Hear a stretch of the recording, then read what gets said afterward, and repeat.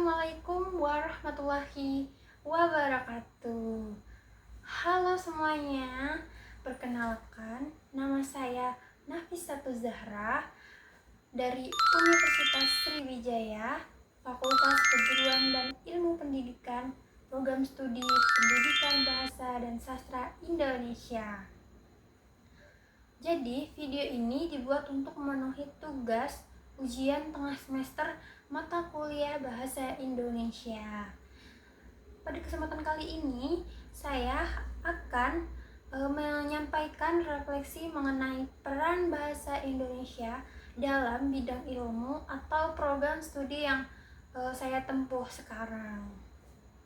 Nah, jadi bahasa Indonesia memiliki peran yang sangat penting dalam dunia pendidikan nih, khususnya dalam kegiatan perkuliahan. Bahasa Indonesia menjadi alat utama yang digunakan untuk menyampaikan dan memahami ilmu pengetahuan. Hampir semua proses pembelajaran di perguruan tinggi menggunakan bahasa Indonesia, baik dalam penyampaian materi oleh dosen, diskusi di kelas, maupun dalam berbagai sumber bacaan seperti buku, jurnal, dan artikel ilmiah. Dalam bidang ilmu yang saya tempuh, bahasa Indonesia berperan sebagai saran untuk mengungkapkan gagasan dan pemikiran secara jelas dan sistematis. Melalui bahasa Indonesia yang baik, mahasiswa dapat menyampaikan pendapat, hasil analisis, maupun hasil penelitian dengan lebih mudah dipahami oleh orang lain. Selain itu juga, bahasa Indonesia juga memiliki peran penting dalam penulisan karya ilmiah nih. Mahasiswa sering diberikan berbagai tugas akademik seperti makalah, laporan penelitian, artikel ilmiah, dan presentasi. Dalam menyusun tugas-tugas tersebut, kita harus menggunakan bahasa Indonesia yang sesuai dengan kaidah yang berlaku, seperti penggunaan eja, misalnya nih, seperti menggunakan ejaan yang benar, kalimat yang efektif, serta penyusunan paragraf yang teratur. Hal ini juga bertujuan agar tulisan yang dibuat menjadi lebih jelas, sistematis, dan mudah untuk kita pahami. Berdasarkan pengalaman saya selama mengikuti perkuliahan, kemampuan menggunakan bahasa Indonesia yang baik sangat membantu dalam menyelesaikan tugas akademik. Misalnya nih, ketika saya membuat makalah atau tugas analisis, saya harus membaca berbagai sumber mengenai isi bacaan, kemudian menyusun kembali ide-ide tersebut dalam bentuk tulisan yang terstruktur. Dalam proses ini, bahasa Indonesia berfungsi sebagai alat untuk mengorganisasi pemikiran sehingga menjadi lebih terarah. Selain dalam penulisan, bahasa Indonesia juga sangat penting dalam kegiatan presentasi dan diskusi di kelas.